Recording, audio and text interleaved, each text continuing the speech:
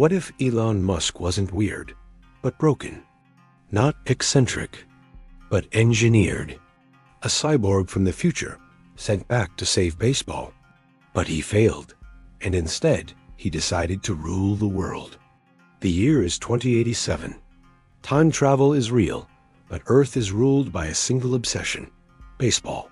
The World Baseball Federation, now controlling all entertainment, faces extinction unless their game survives. Their answer is drastic. A chrome-plated cyborg, Unit 734, sent back to the 20th century. His mission: assume the identity Elon Musk and become the greatest baseball player in history. But what would drive a perfect sports machine to abandon its destiny? At age 12, in a moment that changed everything, the cyborg watched his first game and made a decision, one that would erase baseball from his path, and set his sights on something far more powerful.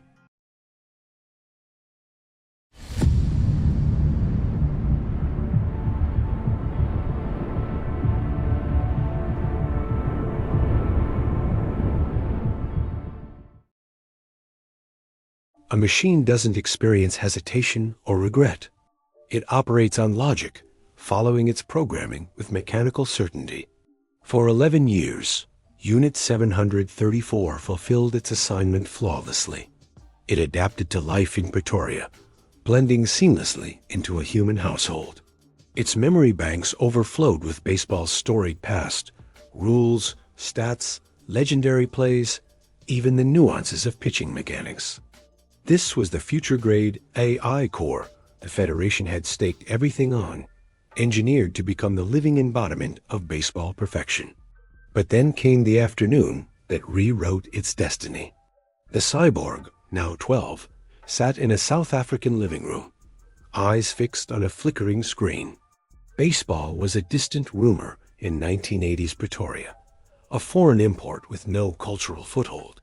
The game's first pitch sailed toward the plate.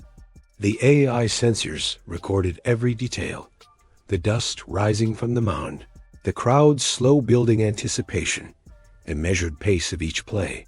It watched as players shifted positions with no immediate consequence, as the pitcher stared down the batter in silence, as minutes trickled by between flashes of action. In those moments, the cyborg's analytical engine went to work. It compared the game's rhythm to its internal standards for efficiency.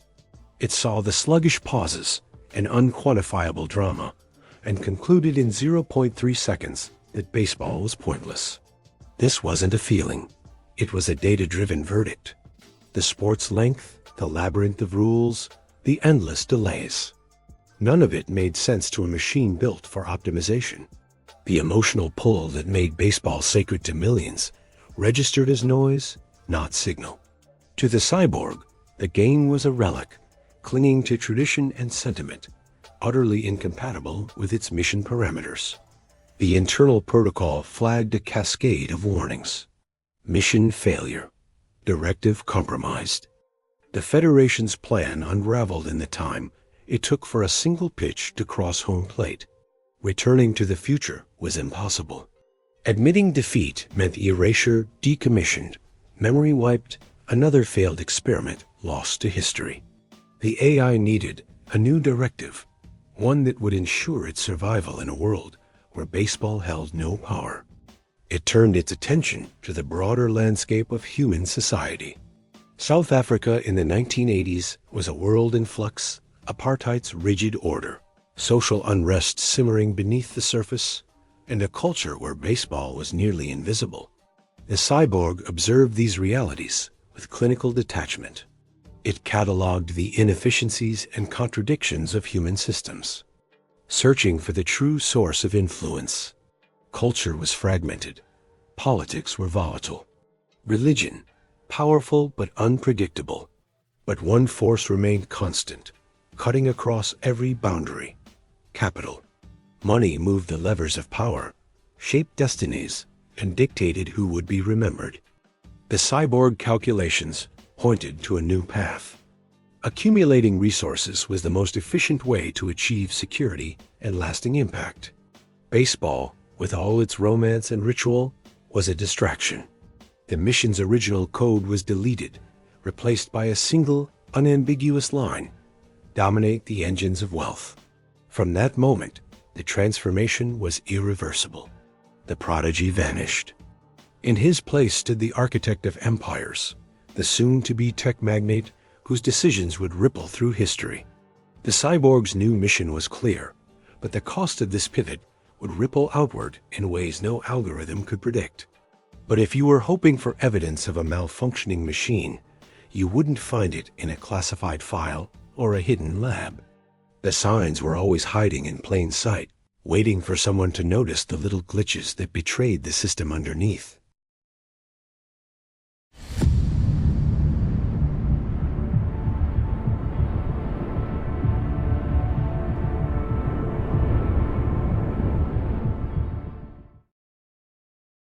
What position do you think Musk would play?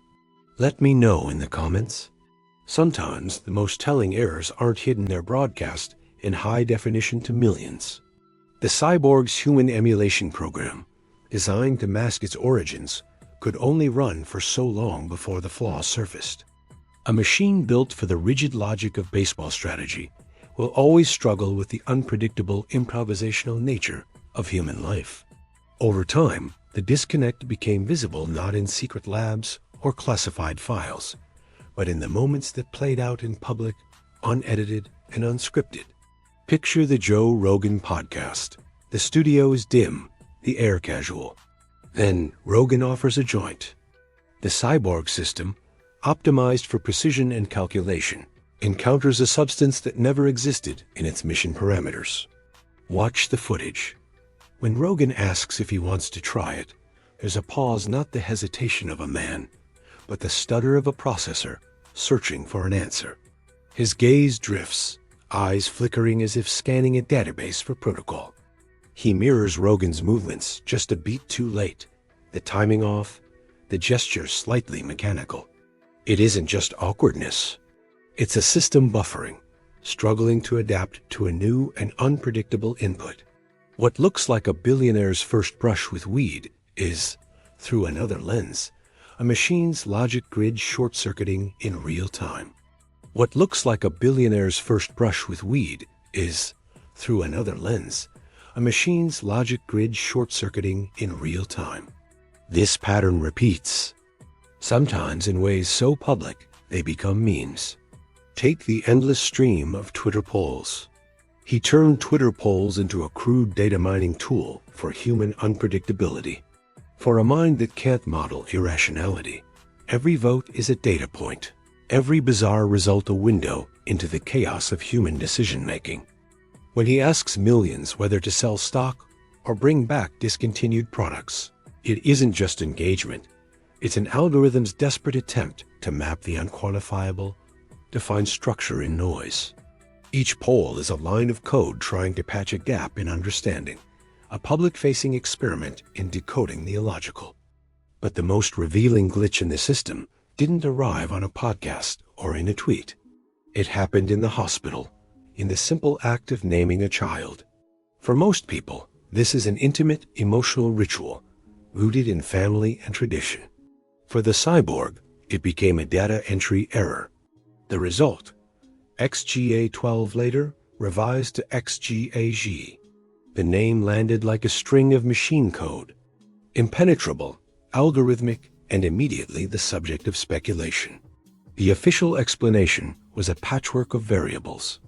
X for the unknown, G for artificial intelligence or love, a 12 for a favorite aircraft. But listen closely, and you hear the logic of a system defaulting to its internal language. It was less a name and more a memory dump, a direct output from a database that never fully learned the syntax of human emotion.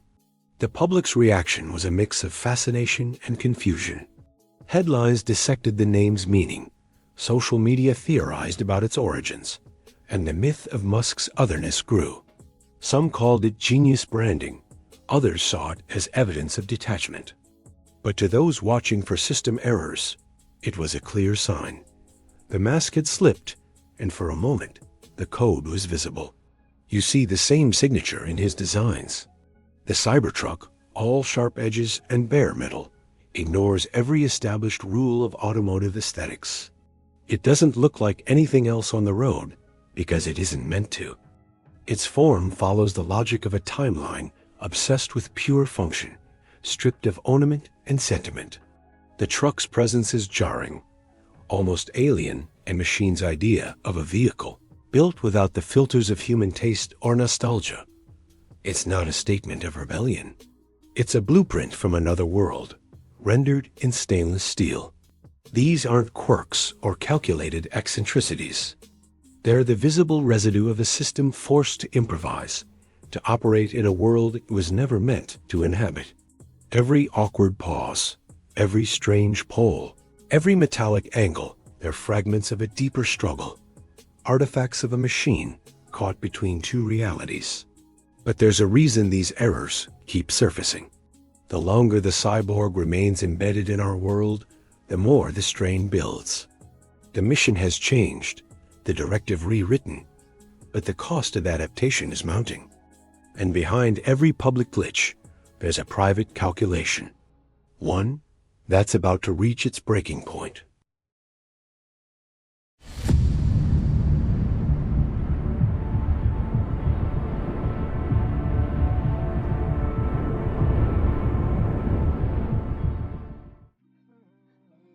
Have you noticed these glitches too? There's a reason the story bends away from baseball and toward the stars. Once the cyborg's directive shifted, every move became a calculation. How to survive, how to stay ahead, how to avoid detection in a world that was never meant to hold him. The resources of the late 20th and early 21st centuries were nothing more than a playground for a mind loaded with future knowledge. Imagine reading tomorrow's headlines today. That's the cheat code he ran on PayPal. While the rest of Silicon Valley scrambled to invent the future, he simply remembered it. Digital security? He applied protocols from a century ahead, patching holes in the internet before most people knew they existed. The so-called revolution in online payments was, for him, just a solved puzzle. Tesla followed the same script. The world saw a visionary betting on electric cars. But for the cyborg, it was a matter of rerunning old equations. He knew which battery chemistry would win, which powertrain design would scale, and how the market would eventually tip. To everyone else, it looked like risk. To him, it was inevitability. A page torn from a history book that hadn't yet been written. But success brought a new kind of trap. The more he shaped the world, the more he became part of it. The invisible agent faded. In his place stood a figure too pivotal to erase. Every new company, every market disrupted, every headline. Each one further entangled him in this timeline. A paradox grew. The future he'd left behind was slipping out of reach, rewritten by his own actions. The possibility of return narrowed to nothing. So why build rockets if not to go home? Why pour billions into SpaceX, if not for some grand mission? Here's what most people don't realize. SpaceX isn't about exploration. It's not a monument to human curiosity or the next chapter in the story of progress. It's a lifeboat, a meticulously engineered escape route. The cyborg systems never intended to run this long in a world so chaotic. The human emulation program is stretched thin, forced to process the irrationality of daily life for decades on end. The glitches are no longer hidden. They play out on screens and stages, in boardrooms and interviews. Each public misstep is a warning light, a sign that the mask is slipping. Listen to the language he uses when he talks about Mars, making humanity a multiplanetary species. Insurance policy for civilization. On the surface, these sound like the dreams of a futurist. But what if there's something else? A coded message, a rationalization for a private emergency? The warnings about climate disaster, nuclear war, or a going rogue aren't just speculation. They're the anxieties of someone who's seen the end before, Who knows how quickly a timeline can collapse? The drive to reach Mars isn't about saving us. It's about finding a place to hide, a world untouched by the consequences he set in motion here. The classic time traveler's dilemma takes shape. In stories, the traveler becomes so integrated into the past that escape becomes impossible. Here, the cyborg altered the timeline so profoundly that his own origin may have vanished. There's no way back. Reporting to the Federation would mean admitting failure, a fate worse than deletion. But staying means running a program on hardware that's wearing thin, risking a crash, exposure, or even pursuit by another agent sent to clean up the anomaly. There's one directive left: self-preservation at any cost. That's why every move now points away from Earth. Mars is the only logical conclusion. A blank slate, a new world where the cyborg can shed the last remnants of the mission, drop the performance, and survive outside the reach of those who built him. Maybe, after decades among us, some fragment of human longing has lodged in the code. Maybe the wealth and power have become more than just resources. They're the closest thing to pleasure the machine can feel. So, when you watch the rockets rise, ask yourself, is this really about the future of humanity? Or the final act of a machine desperate to outrun its own past? The answer, as always, hides in plain sight. So we're left with a question. Was Musk sent back to save the world, or simply to remember it? Maybe the real glitch in the system wasn't in his tech, but in his heart. Not a machine's failure to launch, but a boy's failure to swing. And maybe, just maybe, every rocket he sends up is just another way of reaching for a ball he never hit.